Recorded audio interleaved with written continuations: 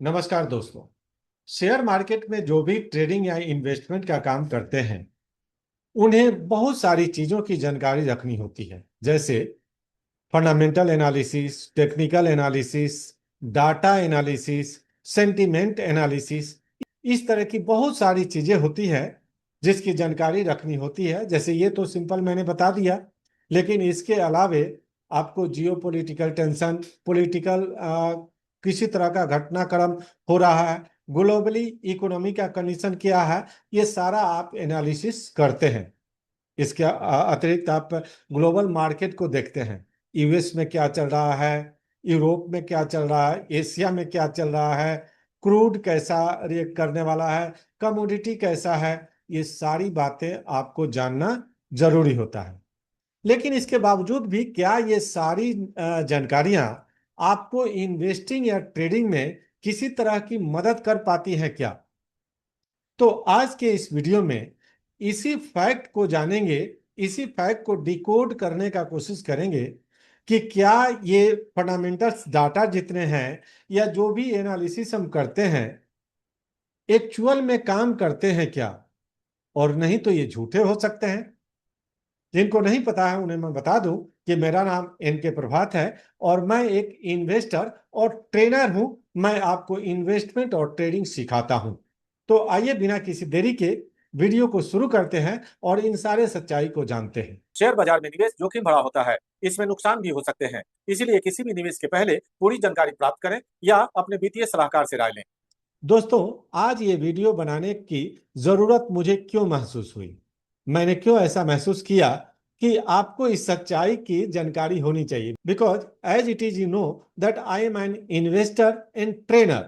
तो मैं आपको पढ़ाऊंगा क्या, मैं आपको सिखाऊंगा क्या? मैं भी तो यही सिखाऊंगा कि फंडामेंटल एनालिसिस ये करते हैं और टेक्निकल एनालिसिस ऐसे करते हैं। लेकिन एक्चुअली इनसे कितनी आपको मदद मिलती है? तो कल के मार्केट का सिनेरियो हम देखते हैं। कल यूएस मार्केट के संबंध में एक न्यूज आया। न्यूज ये आया कि बॉन्ड यील्ड बढ़ रहा है, यूएस में बॉन्ड यील्ड बढ़ रहा है। और अमेरिका के वित्त सचिव, जो वहां के फाइनेंस सेक्रेटरी हैं, उन्होंने बोला कि पहले जो बॉन्ड को बाई बैक करने का लिमिट 2 बिलियन था, उसको बढ़ा करके अब 4 बिलियन से अधिक करने जा रहे हैं। इसका स्पष्ट मतलब होता है कि जब बॉन्ड यील्ड बढ़ता है तो इसका मतलब हुआ कि रेट ऑफ इंटरेस्ट बढ़ने वाला है। और जब रेट ऑफ इंटरेस्ट बढ़ता है तो जाहिर सी बात है कि ये मेजर क्यों गवर्नमेंट लेती है? इसलिए कि जब रेट ऑफ इंटरेस्ट बढ़ेगा तो महंगाई पर कंट्रोल किया जा सकता है। और रेट ऑफ इंटरेस्ट का बढ़ना विकास के साथ एक उल्टा संबंध होता है, व्युत्क्रमानुपाती, रेसिप्रोकल रिलेशनशिप होता है। अब इसका मतलब हुआ कि अगर इंटरेस्ट रेट बढ़ा तो मार्केट तो गिरना चाहिए। अब हम अमेरिकन मार्केट को एक नजर देखते हैं। दोस्तों, ये अमेरिकन मार्केट यूएस 30 मतलब डाउ जोन्स, इसके अलावे आप सारे अमेरिकन मार्केट को देखें तो ये अमेरिकन मार्केट है। यहाँ हम सबको दिखा देते हैं। ये जैसे यूएस 500 मतलब S&P 500 है, ये यूएस 30 मतलब डाउ जोन्स है, यूएस 100 में नैस्डैक्स है। ओके, अब एक एक को देखते हैं। किसी भी मार्केट को आप चेक कर सकते हैं। ये 500 है, S&P 500। इसके अलावे जब आप यूएस 30 डाउ जोन्स को देखते हैं तो इसको देखिए, ये आपका डाउ जोन्स का मार्केट है। कल जब न्यूज आता है तो जो फंडामेंटल रूल्स है उसके अनुसार जैसे ही रेट ऑफ इंटरेस्ट बढ़ने की खबर आता है तो मार्केट को गिरना चाहिए। बिकॉज रेट ऑफ इंटरेस्ट बढ़ेगा तो मार्केट गिरेगा। लेकिन कल का मार्केट देखिए कि लगभग 1% मार्केट बढ़ा है। अब ये 1% क्यों बढ़ा? अगर हम फंडामेंटल की बात करें तो मार्केट तो गिरना चाहिए, लेकिन ये बढ़ा। इसका मतलब यहां तो फंडामेंटल झूठ हुआ। लेकिन ये देखिए, जब हम इसके कारणों को और रिसर्च किए तो पता चला कि एक सप्ताह से मार्केट गिर रहा था, इसलिए मार्केट रिबाउंस किया। अब देखिए यहां पर ये एक सप्ताह का मतलब 6 अगस्त से मार्केट गिरना शुरू किया है, ठीक है, और गिरा है मतलब 20 अगस्त तक मार्केट गिरा है, और ये 21 अगस्त है। अब यहां समझिए कि अगर 6 अगस्त से मार्केट गिरना शुरू किया, तो क्या इस बात की जानकारी पहले से ही इन प्लेयर को थी कि मार्केट में रेट ऑफ इंटरेस्ट बढ़ने वाला है, इकोनॉमी में रेट ऑफ इंटरेस्ट बढ़ने वाला है? अगर रेट ऑफ इंटरेस्ट बढ़ने वाला है तभी तो मार्केट गिर रहा है। तो ये खबर इन लोगों को कैसे पहुंची, या ये कौन लोग हैं जिन्हें इस तरह की खबर पहुंचती है? अब इसका एक एक करके मैं दिखाऊंगा और प्रमाणित भी करूंगा कि कैसे इनके पास ये खबर पहुंची। अगर ये खबर पहुंची है तो क्या ये इनसाइडर इंफॉर्मेशन नहीं है? अगर ये इनसाइडर इंफॉर्मेशन है तो फिर एसीसी मतलब security and exchange commission of America या सेबी ये करते क्या हैं? ये किन के लिए एक्चुअली काम करते हैं? आइए इसको समझते हैं। अब देखिए, अगर हम माने कि यहां पर ही इनको इंफॉर्मेशन थी कि रेट ऑफ इंटरेस्ट बढ़ेगा, तो रेट ऑफ इंटरेस्ट बढ़ेगा तो क्या होगा? मार्केट उस दिन और गिरेगा, मतलब सेलर्स आएंगे, ठीक है, सेलर्स आएंगे। ध्यान रखिएगा बात को, जब सेलर्स आएंगे तो यहां से गिरना शुरू हो जाता है मार्केट, क्योंकि ये पहले से ही सेल करके बैठे हैं। क्योंकि जब यहां सेलर्स आएंगे तो ये खरीदेंगे। अब यहां पर एक बात समझिए कि यहां जो इंस्टीट्यूशनल बायर हैं वो फिर क्या किए होंगे? क्या यहां पर बाय किए होंगे? बिल्कुल नहीं।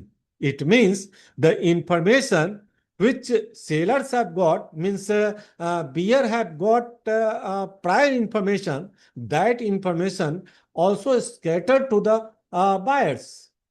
उन बायर के पास भी, जो बुल्स हैं, उनके पास भी ये इंफॉर्मेशन चला गया है, इसलिए उन्होंने बाइंग उस पर नहीं किया है। तो यहां पर बाइंग किया कैसे? इन्होंने सेल किया किसको?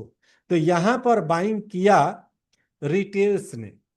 यहां पर बाइंग रिटेल्स करता है, और यहां जब रिटेल्स बाइंग करता है तो ये बात यहां पर उसका पेट नहीं भरा, क्योंकि थोड़ा सा सेलिंग आया होगा यहां पर।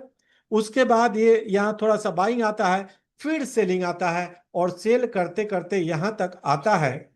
और जैसे ये न्यूज आता है कि रेट ऑफ इंटरेस्ट बढ़ने वाला है, यानी बॉन्ड यील्ड का बॉन्ड यानी अमेरिका में बॉन्ड यील्ड बढ़ने वाला है, तो यहां पर सेलर आ जाते हैं।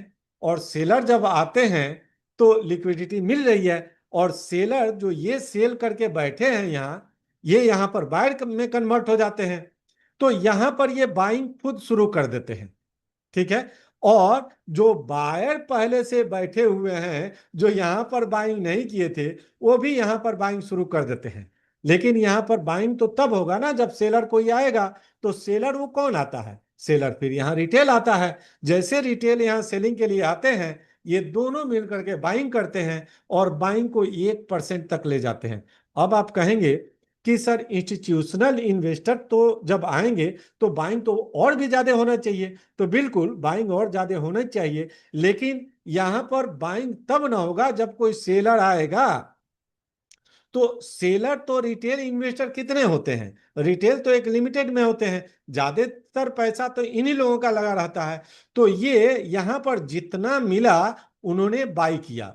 अब आप समझिए कि अगर आप कोई डाटा पढ़ते हैं कि जब इकोनॉमी में इंटरेस्ट रेट बढ़े, या फेड बढ़ाए या आरबीआई बढ़ाए, कोई भी बढ़ाए, तो मार्केट नीचे गिरेगा, या रेट कट हो जाए तो मार्केट ऊपर चढ़ेगा। अब यहां पर आप प्रमाणित करके बताइए कि क्या ये सही हुआ? इसी तरह से दोस्तों बहुत सारी डाटाएं आती हैं। आप देखेंगे कि किसी कंपनी का बहुत अच्छा रिजल्ट आता है, और ये पता चलता है कि कंपनी का प्रॉफिट मार्जिन या प्रॉफिटेबिलिटी बढ़ी हुई है। यहां पर इस न्यूज के आने के बाद लोग उसको बाई करना शुरू करते हैं, जबकि उस स्टॉक का प्राइस गिर जाता है। और जब आप प्रीवियस देखेंगे तो पहले से ही वो बहुत बढ़ा रहता है। तो क्या इस तरह का इंफॉर्मेशन कंपनी से आउट नहीं हुई है कि इसका इस तरह का रिजल्ट आने वाला है?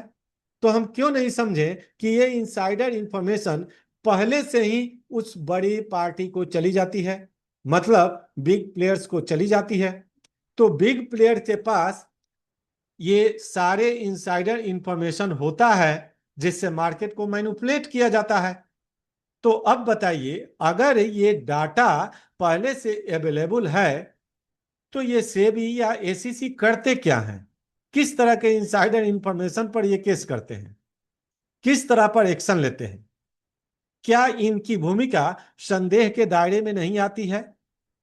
क्या ऐसा नहीं लगता है कि ये संस्थाएं उन्हीं लोगों के लिए काम करती हैं जो बिग प्लेयर हैं? क्योंकि अगर ये आम आदमी के लिए काम करती तो इस तरह का मैनिपुलेशन मार्केट में नहीं होता।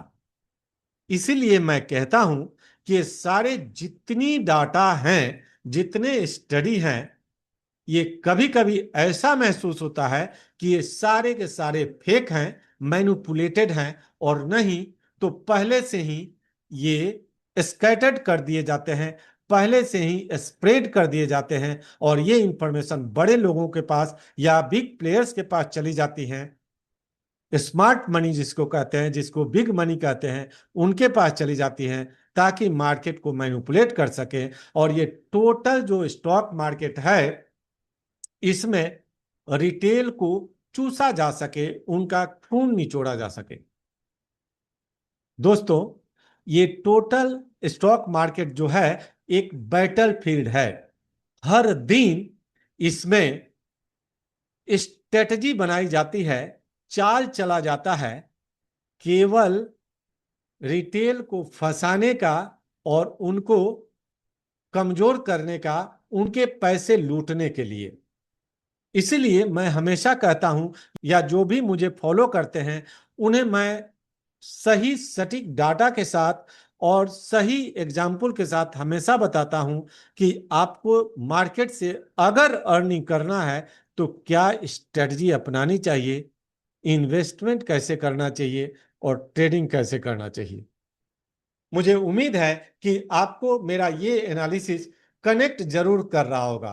अगर वीडियो आपको कनेक्ट किया है, आपको ऐसा लगा है कि आपके उन पहलू को मैंने टच किया है, तो वीडियो को लाइक जरूर करिएगा। और अगर चैनल पर पहली बार हो तो सब्सक्राइब कर लीजिएगा। और अगला वीडियो किस टॉपिक पर चाहिए, इसके लिए कमेंट करिएगा। मिलते हैं अगले वीडियो में, तब तक के लिए मुझे दीजिए इजाजत। नमस्कार।